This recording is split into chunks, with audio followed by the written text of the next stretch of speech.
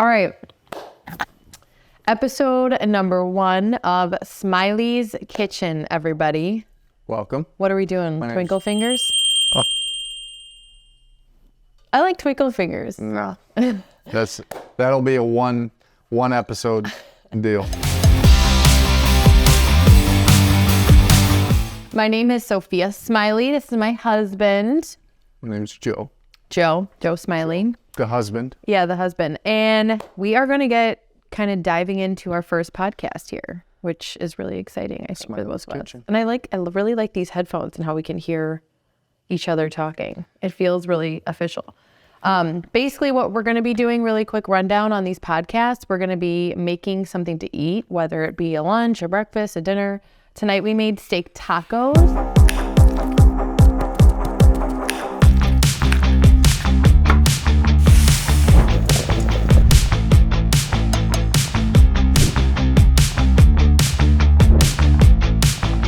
I think for this first episode, we kind of decided that we wanted to come up with a list of questions to ask each other to kind of help with getting to know us and all that stuff. But long story short, this is going to be a sub-podcast of my main podcast, Meals, which is kind of going to be revolved around my meal prep business and all things nutrition, health, wellness, stuff like that, which definitely watch if you haven't already, if one's even out yet. I haven't even filmed one yet.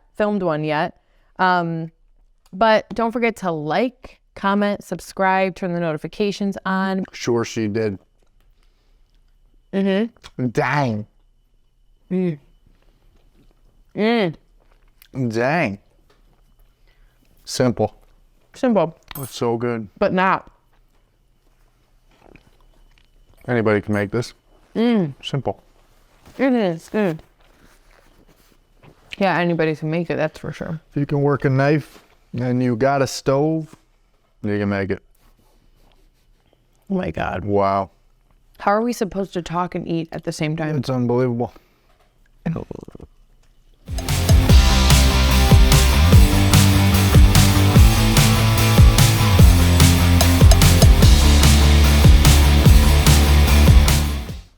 We wanted to have the podcast basically based around food in some type of way. And since we called it Smiley's Kitchen, and Joe and I love to cook so often, and he's such a good cook too, which we'll get into that at some point. But basically, like, it would be conversation, like, you know, when you share a meal with someone. So that was the whole thought process behind it. And we love to eat. We have goals to get guests on from all walks of life. And we'd love to hear like ideas and stuff too. If you guys want to leave a comment, or if you know us personally, let us know. Create conversation. And yeah, we have some juicy stuff for tonight though, I feel like. Learn things for ourselves. Yeah, you know? Yeah, definitely. It's definitely supposed to be like that fun, a lot of chill. Goals for this.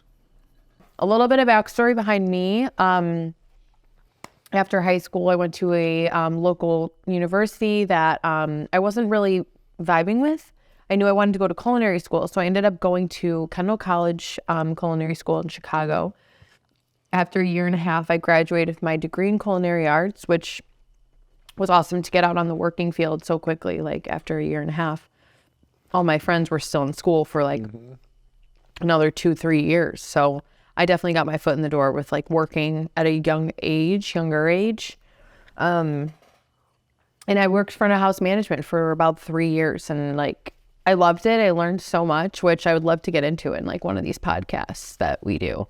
I got to interrupt you. Yeah, please do. Because I did work in the restaurant industry. And maybe I didn't manage. Let's talk about that. Let's maybe make that. Didn't manage. But it's hard. But I was a server. In a even harder. Run-of-the-mill sports bar, whatever. Busy on the weekends, pretty dead during the week type place. I did not enjoy it at all. Why? You say you loved it. I love them. You were in a very different restaurant. Sure, I get it. But generally, I love food too. I love cooking food. I love doing that. But I was a server. I didn't like it. I did not have fun. Why didn't you like it? It's not fun. I mean, I had fun like seeing regulars but that was about the extent of it. The people in Do you just not like working? the people in the lower end service industry, not my That favorite, come to eat there or that work there? not my favorite crowd. That go eat there or that No, work? we had higher end, upper class people that came there. It was in a wealthier area, so Where was it? I don't even know where it was. Do you South say? Barrington. Oh, South Barrington. It's no longer a restaurant. It is out of business, so there's that. You can't hurt it anymore, I would know. say. but we don't need to. I mean, we're not I'm not talking gonna bad say about it, who but is. But yeah, I don't know. I made good money. it just wasn't your thing. I met some very good regulars, very fun people to talk to Yeah. and see. Every week they would Yeah. come in on Fridays or whatever. Yeah, it was. regulars are fun. So I look forward to seeing those people. But in terms of the job itself and like the attitudes of management, Other customers, management. I know. people that end up in management Could be that tough. probably shouldn't be. He's low key talking shit about me right now. No, I'm not. I'm talking about the managers that were managers when I was working there. But I don't know. The cooks were always fun. I mean, I guess I did have a little fun, but just the job itself wasn't that fun. Did you get a discount on their food? Hated being on my feet for that one. Terrible. And you Yeah. can't eat because you gotta constantly be doing something. You gotta like I take know, a yeah, couple you have your bites and jobs. then run. Did you get a discount on their food? Yeah, but only if you worked longer than one shift. So who knows how long a shift is. So you can't If go your to table work, stays, you're there for 6 hours, but it counts as one So shift. they said one shift. So Really? whatever. So essentially you had to work all I don't agree with that personally. I don't. essentially you had to work all day to get a meal, but you always got 50% off. So it wasn't terrible. And the food was, honestly, the service was terrible. The food was delicious. Sure. You and your coworkers? No, I was good. I was good, that's all. Not to sound fat. All right, but continue. I just had to throw that in there. The fact that you loved front of house stuff is crazy. Well, we're completely different people too. On top of that, we have our similarities and the things that we both enjoy together, but we're two completely different personalities. I'm like the loud, obnoxious, like outgoing, can talk to anybody, and you can do the same thing when you want to. Me, it's just like automatic, pretty like it forced. just comes on. Yeah, it's pretty But forced. yours is super forced. Yeah. That'll be nice. I'll carry a conversation. Yeah. And you're It's a forced. great And I'm conversator. not comfortable when I'm doing it. Yeah. I was thinking about that today. I forgot what we were doing, but I was thinking about like, I forgot what we were doing that made me think of it, but I was thinking about someone asking us to go up in front of whatever. I think it was when we were at church today. And I was thinking about, since, we're doing the class, that if he asked us to go up front, I'm like, that would make Joe so uncomfortable. Let me tell you something.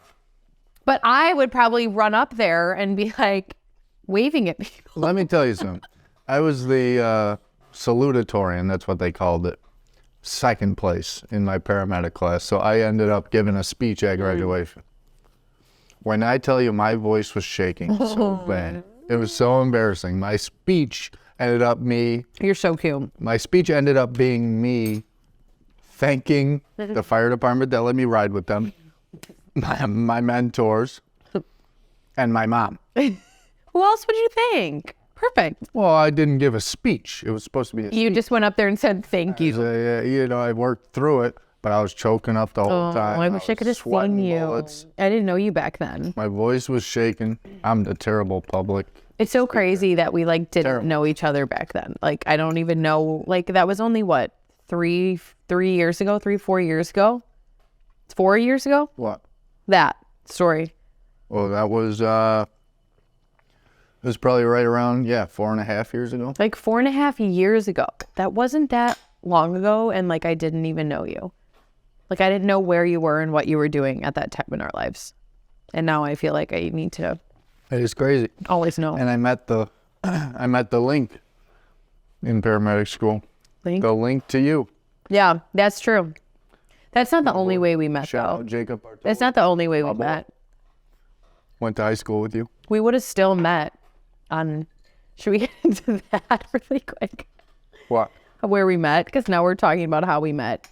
Because it wasn't exactly through our mutual friend. It was through we met. We met on Hinge. Online dating, everybody. Just a great app. It's so great. I am That all one, for that it. I'm all for Hinge for sure. There's a couple other good ones out there, like what's that one? Have you heard of like Bumble? Were you ever on Bumble before me? Do you ever hear of Bumble? What were the other dating apps that you were on before you met That me? was it. Bumble, Tinder. You were on Tinder? I was on it for pretty much entertainment. That's a conversation. You get on. I'm not gonna. No, not because of that. I get just, on it. And do we get into you that? see the quality of people on Yeah. a certain number of days in a row, and you start to give up on it. Mm-hmm. But then you go on occasionally, see what it's Yeah. about. See what it's about. It's this Anyone catches your eye? Probably not, because they weren't me. But yeah, Hinge was my go-to. Hinge, I felt had the highest Yeah. talent level. I feel like towards the near end of my Hinge experience, like of my, using of Hinge before I met you, where was I just going with that? I don't know if I ever told you this either, because I was not really loving Hinge that much. I felt like I wasn't, the guys were all just they weren't you, basically, if I want to put it in terms that'll make you happy. But I actually ended up buying or like purchasing the like monthly plan, like the upgrade or whatever, where you get like, I don't even know what it was, but it seems like it's where you get the hotter guy. Oh my God. I'm serious. What? I never spent a dime on a dating app. I did. And it's not because I was just not getting like, I'm not trying to be mean, but like the guys just weren't like, they just weren't really it for me.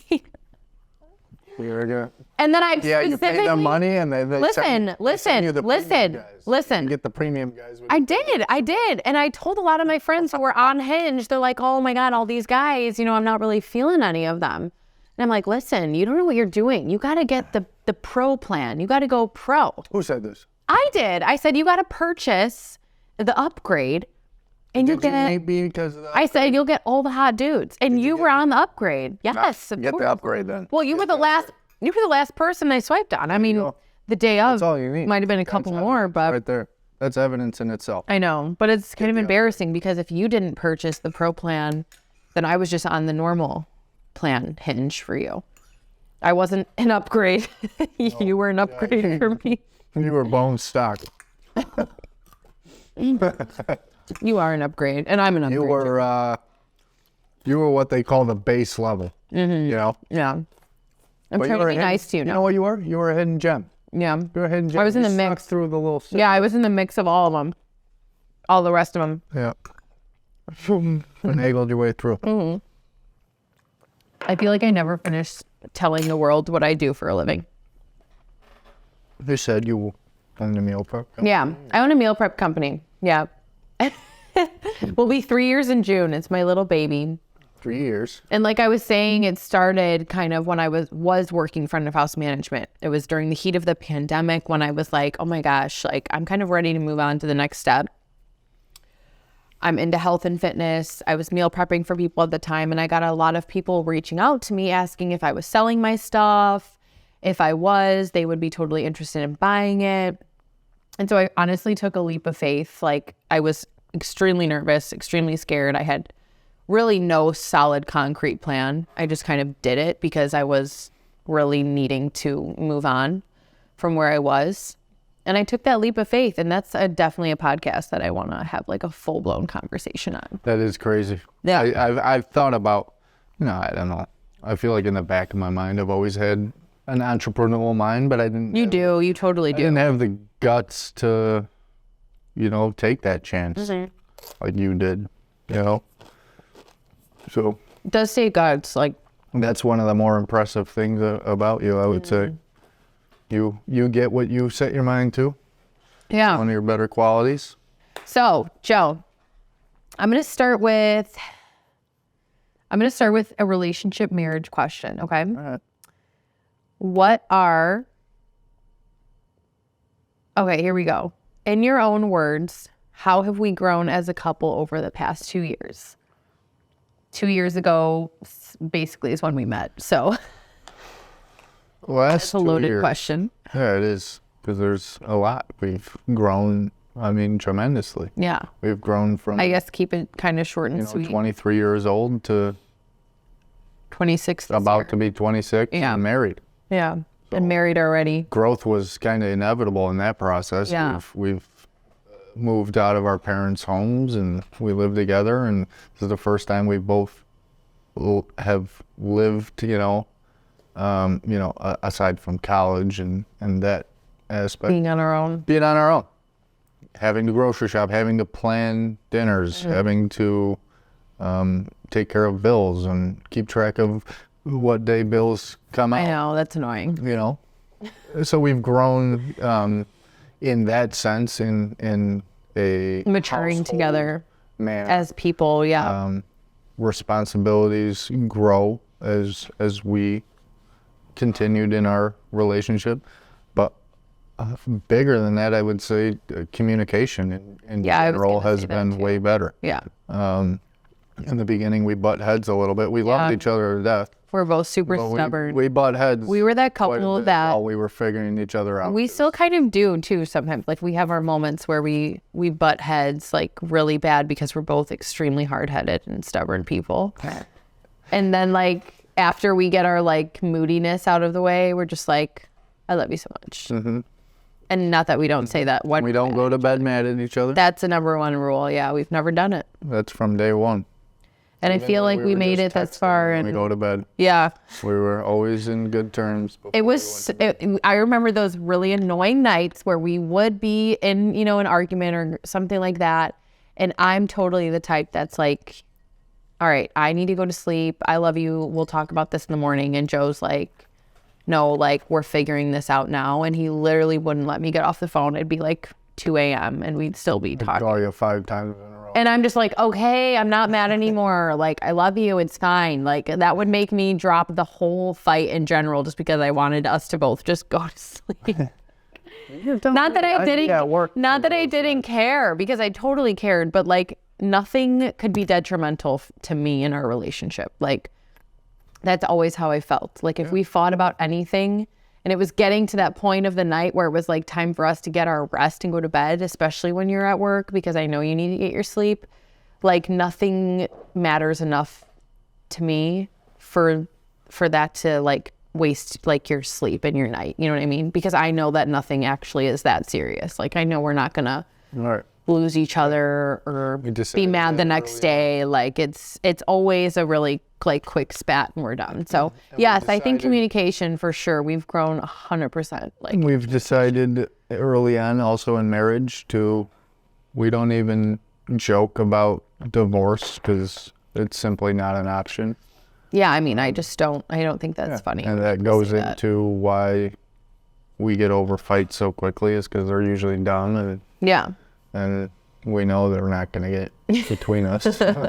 It's so funny when we it's fight. I wasted just think it's so energy, funny. whatever. Okay, move on. You asked me a question now.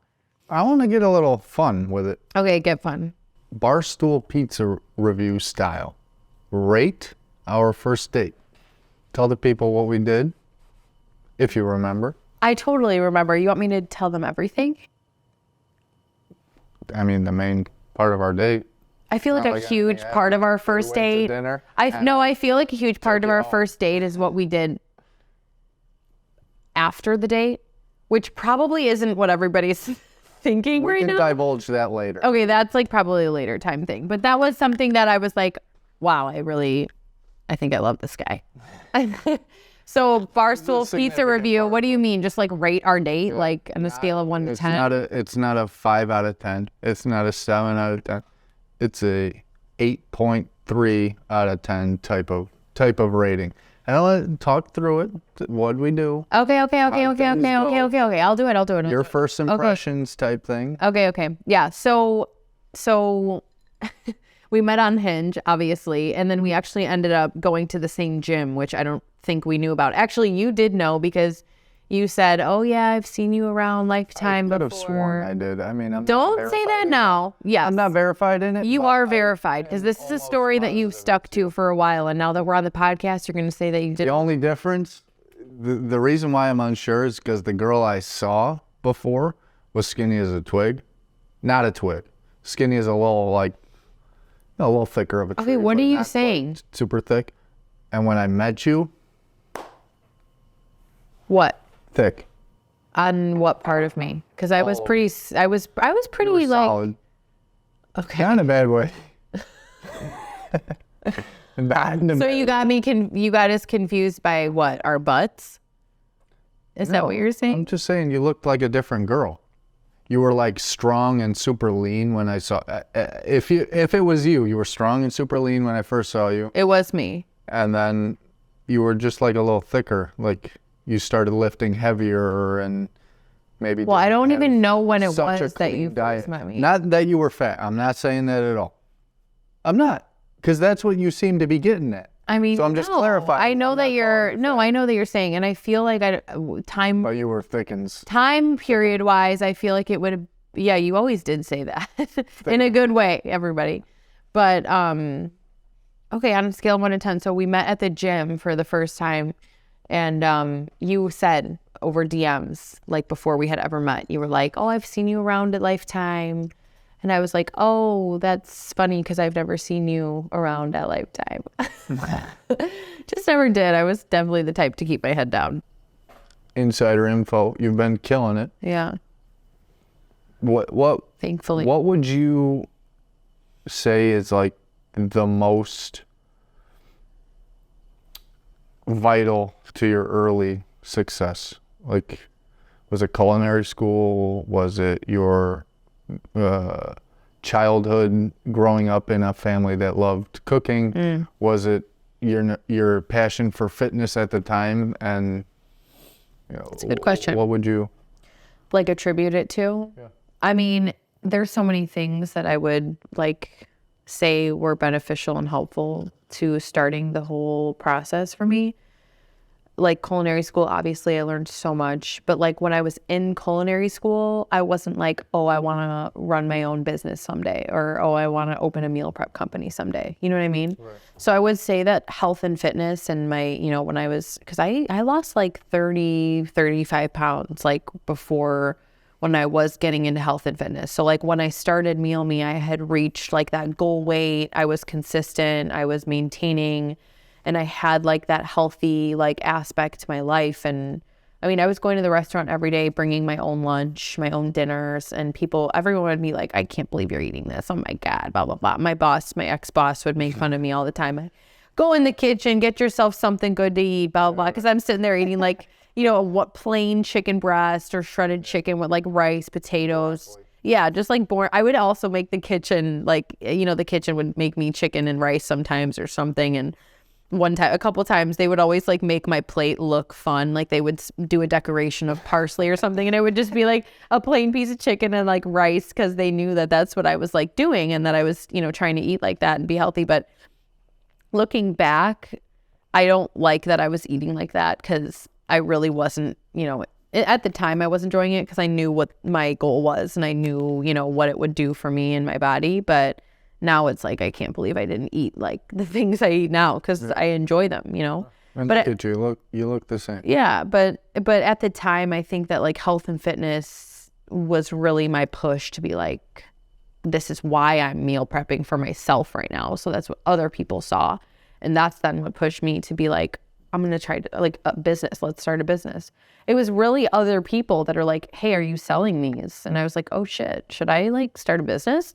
So that's like really how it came about. At that point, I would almost put it towards your personability and your friends and your networking. Yeah, networking. I would attribute a lot to social media if we're gonna be honest like that, because obviously, people were reaching out through Instagram and stuff like that, and just kind of inquiring about those meals and wanting to learn more about it. And I felt in me that I was ready to move on from, working at the restaurant I was at. I was ready to move on. So I would attribute it to all those different kinds of things, and they all played like huge factors in the reason and the decision that I made for sure. Yeah, social media has probably been huge for you. I mean, you deliver as far as what, the city? Yeah, I mean, we deliver as far as the city, but yeah, and then I think about it too, like there's no, and that goes for every business. It's like there's no way that these businesses would be like as successful as they are now if like social media wasn't a thing and people weren't able to like promote themselves on social media like that, because it's such a helpful tool when it comes down to it, which is also another reason why I'm excited to start this podcast, is because, the times are like growing, you know what I mean? It's a different platform. And you have to be with the times or you're going to be like booted out, so good question. All right. I have a good one for you, and it's pretty intense. I have, how has your profession as a firefighter paramedic affected your view on life and death? Ooh. It's a loaded question, I know. I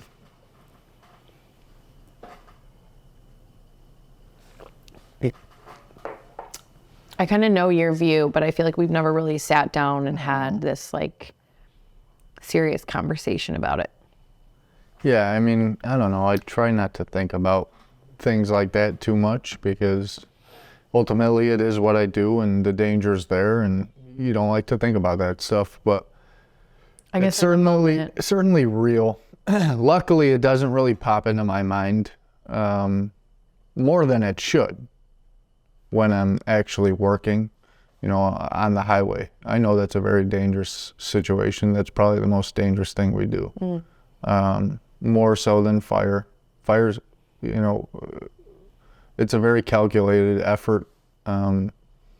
You can't calculate highways. Yeah. You can't calculate people on their phone driving 80 miles per hour. Yeah.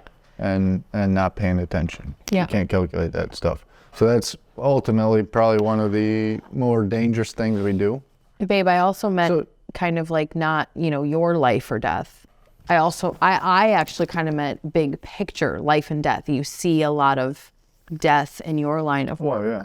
You know what I mean? So does that affect the way that you like look at your own life, or does that affect the way that you look at life in general and like the meaning of life, and like you see people dying so constantly? Like, are you ever conflicted with like why things happen to people, or why there's so much death around, all the time? Or are you just like, this is my job, this is what I signed up for, so I see the most death? Yeah. I would say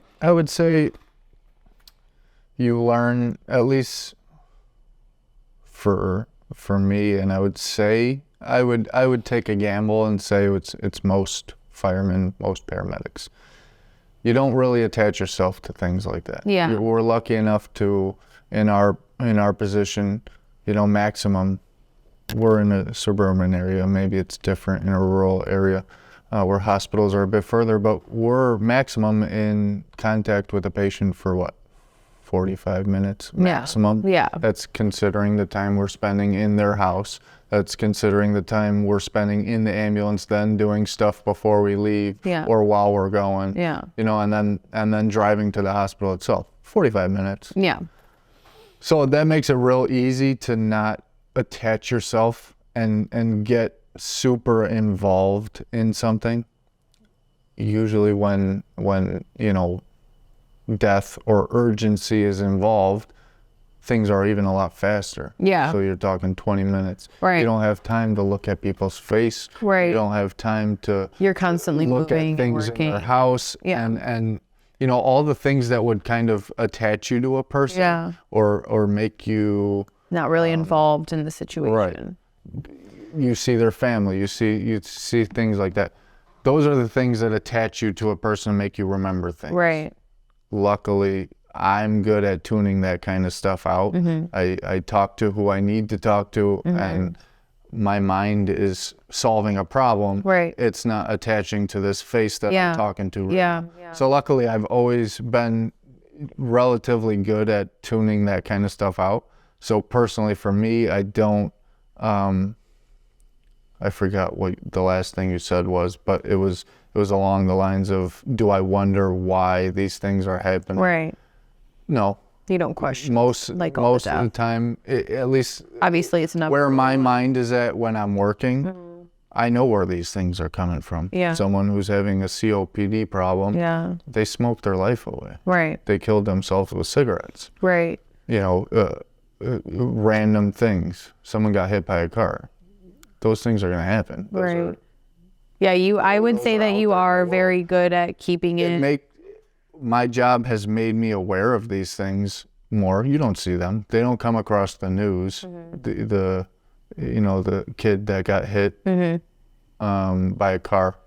You know, the lady next door that commits suicide. You don't see. They don't make the news. Yeah. So I've been much more aware of that kind of stuff. That this stuff is always happening, and people you see day to day are always dealing with something more than you know, and they're not talking about it. Yeah. So awareness, it's certainly helped. My outlook, you can die anytime. Anybody you know can die anytime. Yeah. Life is precious, and tell the ones you love that you love them. Yeah, I know. You're never guaranteed anything, but it's also not a good way to look at life and always concern yourself with dying or death. Agreed. I kind of have a So follow-up it's something you question. keep in the back of your mind. I kind of have a follow-up question. So like after you're, say that you drop this patient off at the hospital, like once you drop that patient off, do you completely forget about them, or do Most. things in your mind like linger? Are you like, oh, I hope they made it? Or, have you ever had a patient that you went back to check up on, Oh, yeah. to make sure that they made it or something like yeah. that? Yeah? Yeah, all the time. Oh, I didn't know that. Certain things, we'll check up on if, we thought is one thing, but we weren't sure. And, there's situations where you don't really ever get to find out, or, it's just a pretty routine call, but something might have been like bothering you.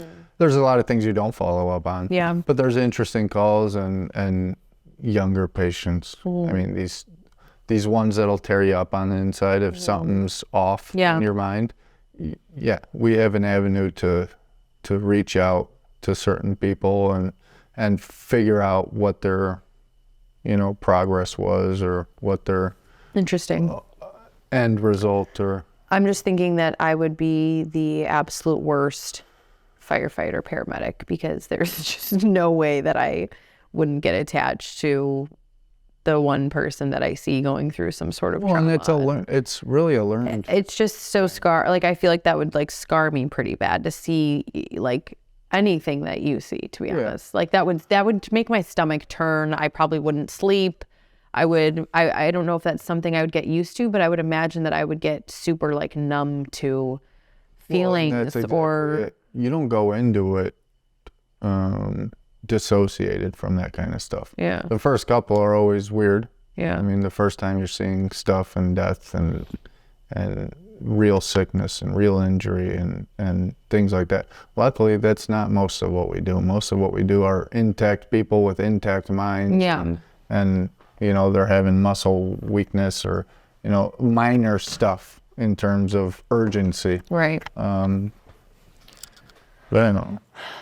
I feel like we can definitely get a whole podcast about you and your work life and all that stuff, because I do have like so many questions. And I always thought that, I still think that what you do is so brave and interesting. And I don't understand how any firefighter paramedic does what you guys do. I think it's so admirable, like, to see that and to know that there's people out there that do that for a living. And you can attribute most of that to the fun of the job. The guys you work with, you learn to. These guys are your best friends. Yeah, I know from your whole squad that you work with, you guys are just these guys essentially. Yeah, you're your second family. In a 30-year career, you're spending 10 years with these guys. Yeah, for sure. You're spending 10 years away from your wife, and you're living with these guys. Yeah. So they become your family, and work becomes enjoyable because you learn to have fun with each other. And I don't know. There's a lot of parts of the job that make the not fun parts. Worth it. Yeah. You Yeah. deal with them. Yeah. I like that. Cool. All right. Question for me. Oof. Okay. I don't know how long we've been rolling, but Yeah. A couple more questions and we'll cap them off. yep. Uh, Pick some good ones, these final ones. I want to talk, and we can both do this one. Okay. I want to talk, us. Yeah. Restaurants we've been to. Yeah. I had a question like this. These are always fun because you're a culinary mind and I feel like would judge food a little differently than I I would. don't though. Everybody's like, oh, how would you rate that place? Or, you're a chef. What do you think? And I'm like, I don't think that when I I'm don't out. even want to get into that. I want to consider all things: service, food. Oh, okay. I could do atmosphere, that. Ambiance, service quality. Yeah. Things like that. Top 3 restaurants we've been to as a couple. Start with number 3. If we're gonna rank them, and So we'll your go 3, last 2, one. 1. Your last one is your favorite restaurant we've been to. Oh, I'm gonna have to think about it too because I haven't. Are we each gonna pick like our own 3? So like there will be 6 total. Yeah, and they might. And we're rating it on service, atmosphere, food. Just big picture, your whole experience. Rank your restaurants. It's all things included. I will say there's nothing like going to a restaurant where you know the staff or the management or someone there that's going to take good care of you and where that was a night out and that was money well spent kind of thing. In my top 3, like just restaurants that I love to go to are Maple and Ash is a night out occasionally. I mean, it's not like we go there often, but I definitely enjoy when we like indulge in that type of atmosphere and that type of food. Mm-hmm. You obviously know I love Potsy. It's like that's atmosphere for me. That's staff. That's I know them. I love them. It's familiar. Yeah, it's good food. It's good atmosphere. It's good ambiance. It's good drinks. It's the whole package. I mean, we've been really liking Victory in Elmhurst too. I've been loving Victory, and that's staff as well. I love the staff. The food is definitely up there for me. It's a different type of food for sure. They have the ambiance going for them. I'm thinking Maize and Mash, Glen Ellen Maize and Mash. That's definitely ambiance. That's definitely food. But I don't know anybody there. I like to go to, I'm sure you know this about me. I like to go to restaurants where I know people. Yeah. Where I know they're gonna be like, I'm gonna walk in and they're gonna be like, oh, we got your table. You know what I mean? But I love trying new restaurants too with you, like restaurants that we've never been to. So Yeah. I'm not ranking. I can't rank 3, 2, 1. So those are just a handful of restaurants that I. All right, so we're gonna put Potsy at 3. And then what's next? Maize and Mash at 2. Cool-ish, yeah. Bavette's at 1. They're all so different. They are I would put Maple and Ash before Bavette's. All right, so Just 'cause- Maple and Ash 1. Okay, go ahead. Sure, stick with that. Bavette's 2. Potsy 3. You're just switching it all All right, up. I'm going to number 3. Number 3 for me would probably be El Centro. Oh my God, cute. I love El Centro. El Centro's the best. Right here, local. It's like 2 minutes from our house. And we love places that we don't have to like drive far to. Whatever's closest, we're there. Unreal. Whatever will be less amount of time spent, we're there so that we can come back home. Number 2, it's going to be...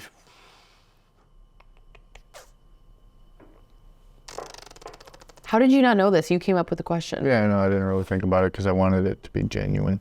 Cute. You're super genuine right now. Number 2 would probably be Bavette's. Yeah? You loved that. I took you there on the first birthday we spent together for you. Yep. And then number 1 is going to be Valari. Are you cute? I have a little attachment to the place, but the food was fucking... The food was really The food was flipping. That's where Joe proposed to me, was at Valari. Not at Valari. Well, no, not at Valari, but that was we went on a date night, we went to dinner, and then he took me, we got an Uber to go back to the car because we parked some blocks away and I had heels on that were not that comfortable. So I was like, we're Ubering back. Wait, were you going to make us walk back, or was the plan always to Uber back? Or was it just because I wanted to Uber? No, You were going to make me walk. the plan was always to Uber. No, Oh, it was? Okay. no. The problem came in when I received a text from the photographer That said, when hurry we had the just F got up. the entrees, and she said, Really? hurry the F up. And then we finished our entrees. You're losing daylight, is what she said to him. Oh, yeah, losing daylight. So we finished entrees, and I'm like, oh, you want to get dessert? Do you want Yeah. espresso? Because I like to, and I'm the pain And I in the usually ass. say yes. I'm the pain in the ass that got to dinner and said, oh, so how do you want to do this? Do you want to split it up into courses? Like, let's get a salad, let's get a pasta, then let's get our main entree, because that's how I like to do eating. Like, I like to split that shit up so we can, elongate our time there together in the atmosphere. I love being in a restaurant. It's just something about being. We were in the city. We made. It was fun. Yeah, we made a whole thing out of it. And so I don't blame you for wanting to like extend it, but I was stressing. No, You but said I kept my composure. he did. I had absolutely no clue that you were gonna. At dinner, it really didn't even cross my mind, because you had made me think that it was going to be like some months from then. So I really didn't think. And then we were at dinner, and the night was getting a little late. So I was like, for sure not tonight. Like, we had already eaten dinner. I would think you would have did it at dinner or before dinner. But then we got in the Uber, and you're like, we're in the Uber, and I'm like, where are we? This doesn't look like where our car is. And you're like, no, it's up here. I'm like, where? Because I think our car is like 5 blocks back. You're like, yeah, no, there's something up there I want to show you. I'm like, well, what do you want to show me, Joe? He goes, there's some monuments that I want to see. I'm like, okay. Not that I was like, okay, I'm getting proposed to, but I was like definitely thinking that was probably what was happening. So I took you to what? It was called Milton Lee Olive Park or something. Yeah. He walked me. My feet were killing me. pier He overlooking walked me about a mile down. It was kind of chilly. He didn't know how to get into the gates. I think we hopped a gate at some point. Yeah. we hopped the wall. hopped a wall on Lakeshore Drive at some point, and it was definitely an eventful night. But no, getting proposed to there was. It was perfect. I have a picture of you hopping that wall. I think my dress rode up. It was not a cute thing. I was just. Oh shoot! No, yeah, that was fun. That was a good time. Good time. Good And time. we went to your house. And everyone Yeah, everyone was there. Which we can talk about that another time too. I want to get into that. But,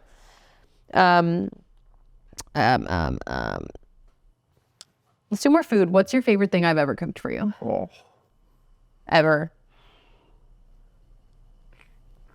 you're making me recall that you should have like a prepared a thing for everything you've cooked, because I feel like I outrank you right now. That's not what I asked. So just Okay. Well, I'm trying to think of everything you've cooked for me. what was like, I guess, a recent thing that you were like, damn, my wife can Your cook. vodka sauce out of, you pulled it out of your trick sleeve ass. Pull it out of your ass. Because I'm just like good at not Vodka sauce, measuring anything and just kind of doing it. sausage, that was good. Your grilled cheese, again, that was crazy. You've made some ridiculous soups. Yeah, I make good soup. You were on a really soup kick random. there for a while. Yeah. You made a big Le Creuset of Yeah. soup, and you just kept it in the fridge and heated it up. Yeah, That was good. yeah. You've made some killer sandwiches. You've made some killer salmons. You've made, Jesus, I could do it all. those are everything. Let's do a hot. Let's Your do. steaks in the cast iron. Yeah, we love using cast irons. Good stuff. Yeah. Let's rapid fire like 2 more, like 3 questions each. You rapid fire 3 at me, then I'll rapid fire 3 at you, and then we can rapid fire this podcast up. What's something that you always wanted to learn but you haven't had the chance to yet? Piano. Really? Are you cute? That I haven't had the chance, but I just haven't done it yet. Yeah, for sure. Okay. How would you order your steak out at a restaurant? Wrong answers only. Well done. I love you. It's the right answer. Okay. If you could have another job, what would it be? If you weren't a firefighter, paramedic, what would you want to be? Well, that's hard. Knowing what I know now. Yeah, I know, right? It's kind of like, how can you... My job is and how I wouldn't want to literally do anything else. I don't know. You never had an interest. What did you went to school for what? Chemistry before you? Yeah, I wanted to be a pharmacist. Were you going to be a scientist? Like... Pharmacist. That's what they go. So there you go. If you didn't make that switch, you probably would have been a pharmacist or something. Yeah, but I'm glad I'm not a pharmacist. But I don't know, probably a anesthesiologist, surgeon, or something like that. Something along. I like surgery. Surgery's really cool. That was my favorite part about paramedics. Okay.